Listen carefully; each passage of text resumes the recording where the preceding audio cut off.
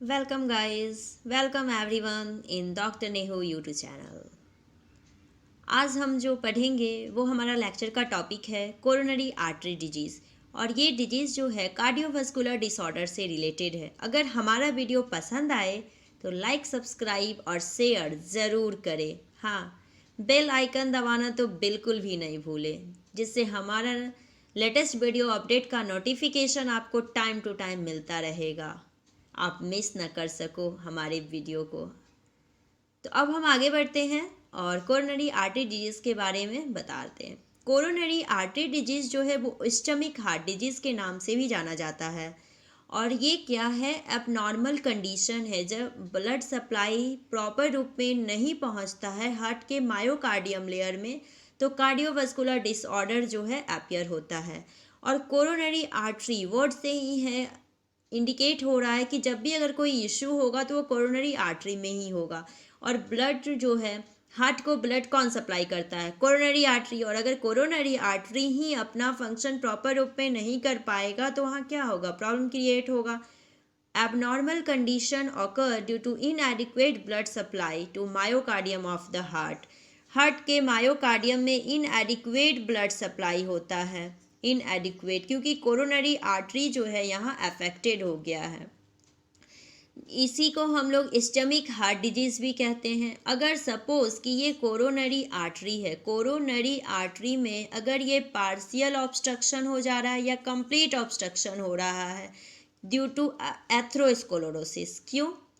Atherosclerosis के बारे में डिटेल जो है हम अपने नेक्स्ट लेक्चर में देंगे, बट यहाँ शॉर्ट में बता देते हैं कि एथ्रोस्क्लेरोसिस क्या है कि फैटी प्लेग जो है आर्टरीज के इनर वॉल पे डेवलप कर जाता है।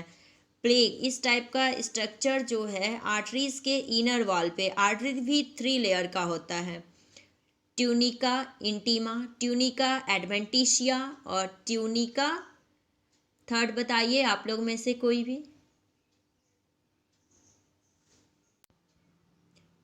कोई नहीं, हम बता देते हैं। ट्यूनिका एडवेंटिशिया, ट्यूनिका मीडिया और tunica intima.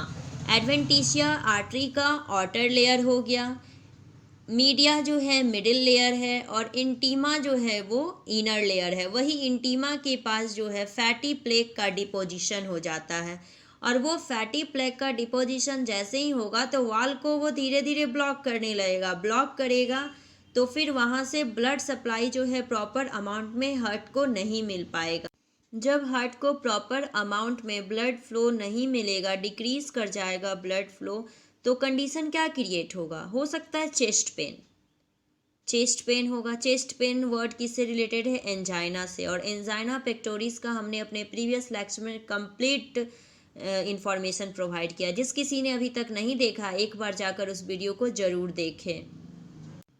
Shortness of breathing भी होगा और भी बहुत सारे साइन सिम्टम्स हमको देखने को मिलेंगे।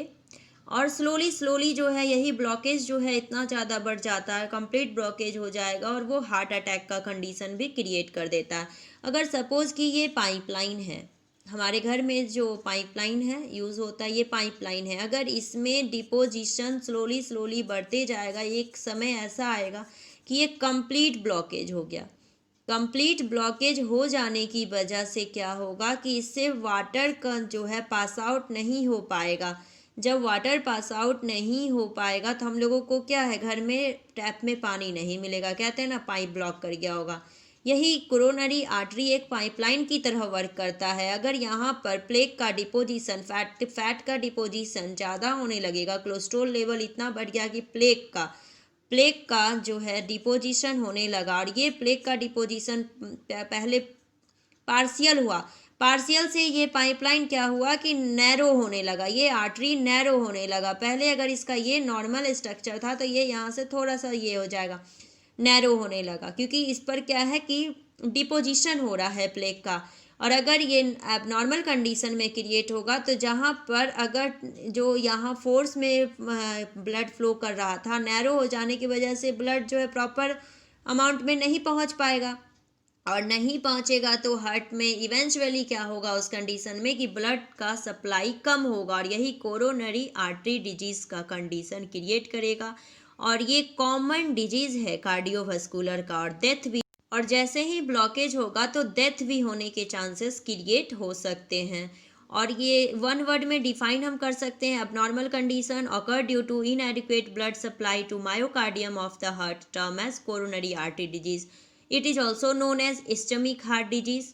It is partial or complete obstruction in coronary artery blood flow due to atherosclerosis, term as coronary artery disease. Clear? Okay, causes देखेंगे ये कंडीशन क्रिएट क्यों हुआ। तो कॉजेस में सबसे पहले हम देखते हैं फर्स्ट नंबर एथ्रोस्क्लेरोसिस। क्या है? एथ्रोस्क्लेरोसिस। इसका डिटेल इंफॉर्मेशन जो है हम अपने नेक्स्ट लेक्चर में देंगे। Coronary embolism,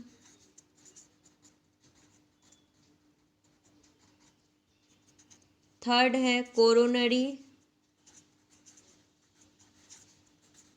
आर्टरीआइटिस। Itis word student हम किस चीज़ के लिए यूज़ किए थे? मैंने पहले भी पिछले लेक्चर में बहुत बार आइटिस वर्ड यूज़ किया है। Anybody else? Very good, inflammation. तो ये कोरोनरी आर्टरी डिजीज़ जो है, एथ्रोस्क्लेरोसिस अगर हो जाता है, प्लेक का डिपोजिशन ज़्यादा होगा तो कोरोनरी आर्टरी जो है वो नैरो होगा और ब्लड सप्लाई हार्ट के पास नहीं पहुंचेगा, हार्ट के मायोकार्डियम लेयर पे नहीं पहुंचेगा और कोरोनरी आर्टरी डिजीज़ जो है उसके कंडीशन जो है क्रिएट हो जाएंगे। कोरोनरी इम्बॉलिज्म, वहाँ इम्बॉली का फॉर्मेशन होने लगेगा उसमें, तो भी वहाँ ऑब्स्ट्रक्शन होगा।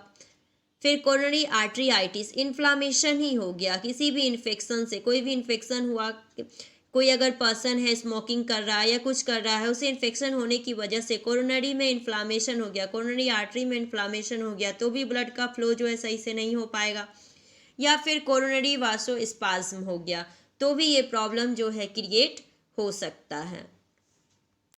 अभी तो हमने देखा कॉजेस, किस किस वजह से कोरोनरी आर्टरी डिजीज होता है। अब देखेंगे कि रिस्क फैक्टर कौन कौन से ऐसे हैं पेशेंट जिसमें ये कोरोनरी आर्टरी डिजीज होने के चांसेस बढ़ जाते हैं। जैसे कि hypertension, obesity, diabetes mellitus, smoking, high fatty diet, family history, age, ये सारे रिस्क फैक्टर हैं। इन सब में कोरोनरी आर्टरी डिजीज होने के चांसेस बढ़ जाते हैं। वैसे obesity is the main cause of any disease. कोई भी डिजीज़ का मेन रीजन जो है ओबिसिटी है। आप इजी वे में रिस्क फैक्टर में ओबिसिटी किसी भी डिजीज़ में लिख दोगे तो कोई भी गलत नहीं करेगा, वो 100% सही होगा। स्मोकिंग अगर कोई कर रहा है तो भी हो सकता है, क्योंकि स्मोकिंग कर रहा है उसमें क्या प्रेजेंस होता है? निकोटीन प्रेजेंट होता है। अगर कोई फैटी डाइट ले रहा है तो फैटी डाइट क्या करेगा कि वो कोरोनरी आर्टरी को नैरो बनाएगा, उसमें प्लेक का फॉर्मेशन करेगा, नैरो बनाएगा। नैरो होने की वजह से ब्लड फ्लो जो है प्रॉपर वे में नहीं हो पाएगा, तो भी ये प्रॉब्लम क्रिएट हो सकता है। एज फैक्टर भी डिपेंड करता है। फैमिली हिस्ट्री तो डिपेंड करता ही है, क्योंकि हम लोग जानते हैं फैमिली हिस्ट्री इसलिए डिपेंड करता है क्योंकि हम लोग जानते हैं कि जेनेटिक इन्फॉर्मेशन जो है ट्रांसफ़र होता है one generation to another generation. अब देखेंगे कि अगर किसी पेशेंट जो है, कोई भी पेशेंट, अगर कोई भी पर्सन सफ़र हो गया कोरोनरी आर्टरी डिजीज से, उसमें हमको सिम्टम्स क्या नज़र आएगा?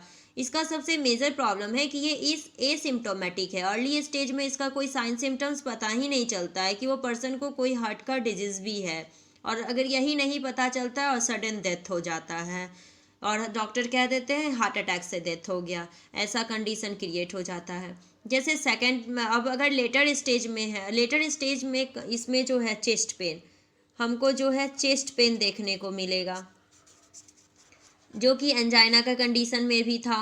फिर हमको कुछ सिम्टम एमआई का देखने को मिलेगा, मायोकार्डियल इंफाक्शन का। मायोकार्डियल इंफाक्शन का डिटेल लेक्चर हमारे वीडियो में दिया हुआ है, आप एक बार जाकर उसे ज़रूर देखें अगर नहीं देखे हैं तो। एमआई का भी सिम्टम्स आएगा, या फिर अचानक जो है सडनली जो है पेशेंट का डेथ हो जाता है। एंजाइटी होगा, पाल्पिटेशन,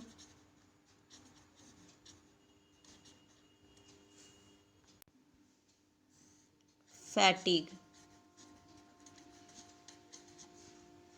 ये सारे साइन सिम्टम्स जो है इस पेशेंट में हमको देखने को मिलेगा।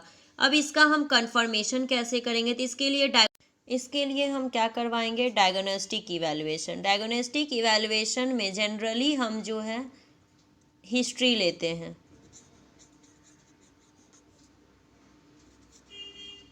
फिजिकल एग्जामिनेशन करवाएंगे।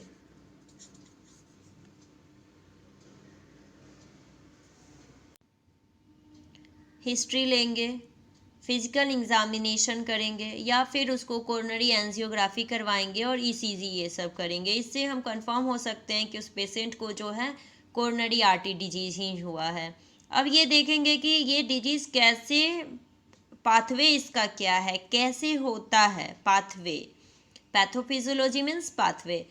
अब कोई भी रीजन हो सकता है, ड्यू टू एनी कॉज, कोई भी कॉज हो सकता है।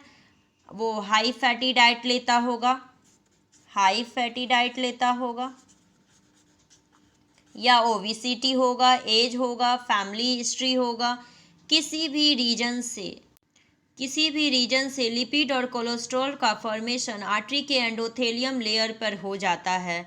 और अगर जैसे ही ये होगा तो ये फैटी स्ट्रिक का फॉर्मेशन करने लगता है। फैटी स्ट्रिक का फॉर्मेशन करेगा, वो प्लोरीफेरेट होकर क्या करेगा कि फाइब्रस प्लग बनाएगा।